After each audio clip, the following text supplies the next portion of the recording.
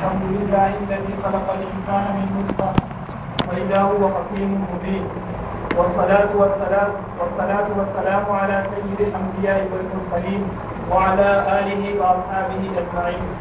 قال الله تبارك وتعالى في كلامه المجيد والفرقان الحميد: يا أيها الذين آمنوا لا تقولوا لمن يقتل في سبيل الله أموات بل أحياء ولكن لا تشعرون.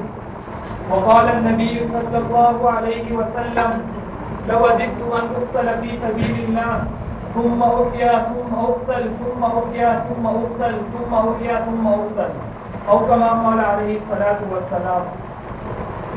سر جھکا کے جیے نہ منہ چھپا کے جیے، سر جھکا کے جیے نہ منہ چھپا کے جیے، ستم گروں کی نظروں سے نظریں ملا کے جیے، راہ زندگی میں ایک دن کم جیے تو کیا ہوا، راہ زندگی میں ایک دن کم جیے تو کیا ہوا، ہم ساتھ ان کے تھے جو مشعلے جلا کے جیے.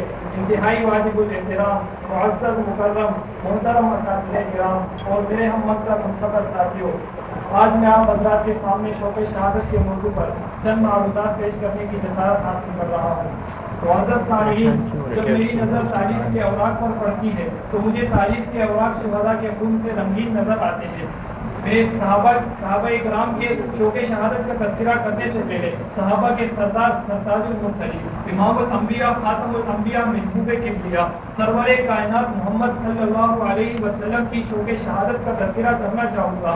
میرے مدنی آقا تڑپ کر فرماتے ہیں: لوددت ان اقتل فی سبیل اللہ ثم احیا ثم اقتل ثم احیا ثم اقتل. میرے مدنی آقا نے 3 دفعہ شہادت کی تمنا اور آرزو اس ارشاد میں کی. اس سے شہادت کا مرتبہ اور مقام سمجھ میں آتا ہے، اس سے شہادت کی کامرانی سمجھ میں آتی ہے، اس سے شہادت کی رفعت سمجھ میں آتی ہے. اس لیے میں یہ کہوں گا کہ شہادت ایک رفعت ہے، شہادت ایک بلندی ہے، شہادت ایک مقام ہے، شہادت کامیابی ہے، شہادت کامرانی ہے. مسلمان شہادت کو عظیمت سمجھتا ہے، مسلمان شہادت کو غنیمت سمجھتا ہے، مسلمان شہادت کو اپنے سر کا تاج سمجھتا ہے، مسلمان شہادت کو اپنا معراج سمجھتا ہے. اسی لیے شاعر نے کیا خوب کہا: فنا فی اللہ کی دہ میں بقا کا راز مثبت ہے، جسے مرنا نہیں آتا اسے جینا نہیں آتا.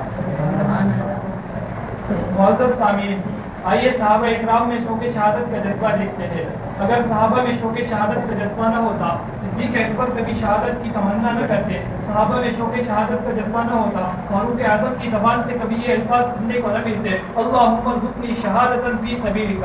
صحابہ میں شوق شہادت کا جذبہ نہ ہوتا، عثمان غنی سعدان بن عمران کے بعد سے کبھی شہید نہ ہوتے. اس لیے میں یہاں پر اتنا ضرور کہوں گا کہ وہ سعدان بن عمران غلیظ شیعہ انسان جب آتا ہے حضرت عثمان غنی پر وار کرتا ہے، اس کے خون کا پہلا قطرہ قرآن پر گرتا ہے. اس لیے میں یہ کہوں گا کہ کسی شہید کے شہادت کی گواہی بدر کا میدان دے گا، کسی شہید کے شہادت کی گواہی احد کا میدان دے گا، کسی شہید کے شہادت کی گواہی اسلام آباد کی پارلیمنٹ ہاؤس دے گی، کسی شہید کے شہادت کی گواہی کراچی کی گروہ مندر دے گی، کسی شہید کے شہادت کی گواہی جنگ کی دھرتی دے گی. لیکن میں قربان جاؤں اس مظلوم مدینہ حضرت ذی النورین پر کہ جس کے بارے میں میرے آقا نے فرمایا کہ عثمان اس رب کی قسم جس کے قبضے میں محمد کی جان ہے، اگر محمد کی 40 بیٹیاں ہوتی تو یہ کے بعد دیگرے ایک ایک کا نکاح عثمان سے کرواتا. میرے آقا نے اس کے بارے میں فرمایا کہ عثمان تیرے شہادت کی گواہی بھی قرآن دے گا.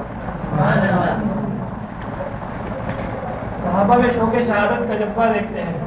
صحابہ میں شوق شہادت کا جذبہ نہ ہوتا تو علی المرتضیٰ کبھی شہادت کی تمنا نہ کرتے. صحابہ میں شوق شہادت کا جذبہ نہ ہوتا تو احد میں 70 صحابہ شہید نہ ہوتے. صحابہ میں شوق شہادت کا جذبہ نہ ہوتا، صدیق اکبر کے دور میں 28,000 صحابہ اپنی جانوں کا نذرانہ پیش نہ کرتے. صحابہ میں شوق شہادت کا جذبہ نہ ہوتا، فاروق اعظم کے دور میں 14,000 صحابہ اپنی گردنیں نہ کٹواتے. صحابہ میں شوق شہادت کا جذبہ نہ ہوتا، عثمان غنی کے دور میں 61,000 صحابہ اپنی جانوں کا نذرانہ پیش نہ کرتے. لیکن سن لو، میرے نبی کے یاروں نے، وفاداروں نے، جانثاروں نے جب نبی کا کلمہ پڑھا، شوق شہادت کا جذبہ تھا، اس لیے انہیں گھروں میں بیٹھنا پسند نہ آیا بلکہ میدان کارزار میں تلواروں کے سائے میں چلنا ہی پسند آیا. اس لیے علامہ اقبال کیا خوب کہتا ہے: نہ مسجد میں، نہ مندر میں، نہ بیت اللہ کے سائے میں، نماز عشق ادا ہوتی ہے تلواروں کے سائے میں.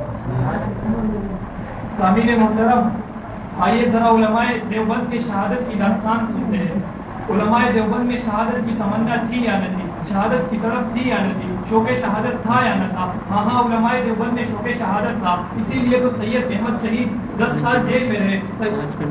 علماء دیوبند میں شہادت کی تمنا اور طلب تھی، اسی لیے تو سید عطا اللہ شاہ بخاری جیل کاٹے۔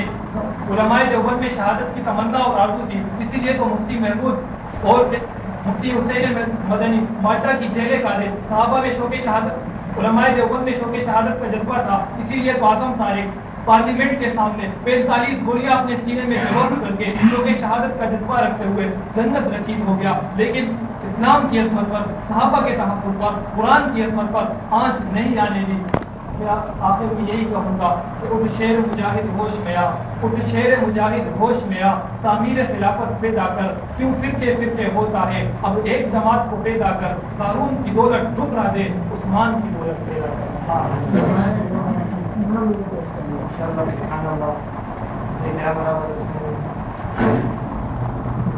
جہاں بھی موقع نصیب آیا وہیں پہ ہم اذان دیں گے، جہاں بھی موقع نصیب آیا وہیں پہ ہم اذان دیں گے، اسی نظریے پہ جی رہے ہیں، اسی نظریے پہ جانے دیں گے، امانتوں کا مزاج لے کر، شہادتوں کا مزاج لے کر، راہ حق پر چلنے والوں مسافروں کو امان دیں گے۔ اب میں دعوت دیتا ہوں اپنے آخر یونس کو کہ وہ کر اسلام اور عزت خدمت انسان کے موضوع پر اپنے خیالات کا اظہار کرے۔